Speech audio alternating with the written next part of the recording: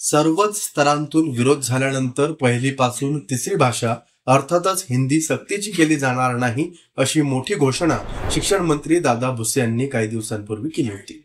पण मंगळवारी रात्री उशिरा शालेय शिक्षण विभागाने प्रसिद्ध केलेल्या शासन निर्णयामुळे दादा भुसेंनी जनतेची फसवणूक केली का असा प्रश्न उपस्थित झाला। दादा भुसेंसह सरकारवर जोरदार टीका होत असून शिक्षण आणि सामाजिक क्षेत्रातून संताप व्यक्त करण्यात येतोय। नमस्कार, मी अभिषेक गावंडे आणि तुम्ही पाहताय लेट्स अप मराठी। मंगळवारी रात्री उशिरा शिक्षण विभागाने एक शासन निर्णय प्रसिद्ध केला।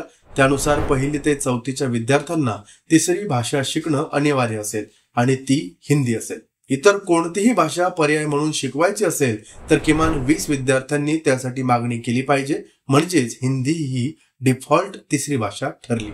शिक्षण मंत्री म्हणाले होते, हिंदीची सक्ती केली जाणार नाही, पण शासन निर्णय मात्र वेगळंच सांगतोय। त्यामुळे शिक्षण आणि सामाजिक क्षेत्रातून संताप व्यक्त होतो। आता प्रश्न असा आहे की शिक्षण मंत्री स्वतःच अंधारात होते का?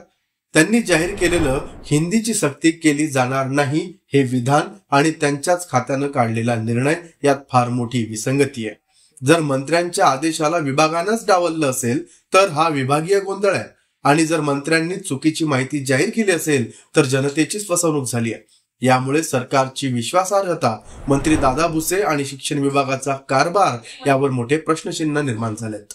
मराठी अभ्यास केंद्राचे अध्यक्ष डॉक्टर दीपक पवार म्हणाले की सरकारनं हिंदी सक्ती मागे घेतली नाहीये, मुख्यमंत्री आणि शिक्षण मंत्री यांनी जनतेची फसवणूक केली आहे। तर मनसेचे अनिल शिदोरे यांनी थेट इशारा दिलाय की हा कावा मराठी माणसानं ओळखला पाहिजे, आता मोठी लढाई लढावी लागणार आहे।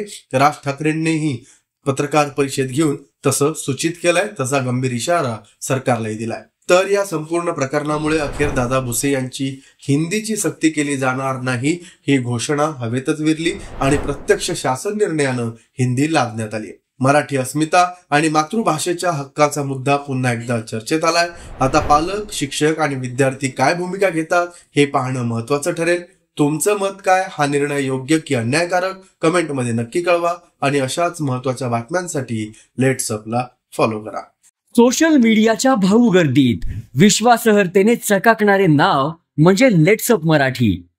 सगळ्यांना, सगळ्या नागरिकांना ती स्पीच, ती लेट्स अप वरील मुलाखती म्हणजे विचारांचा खजिना।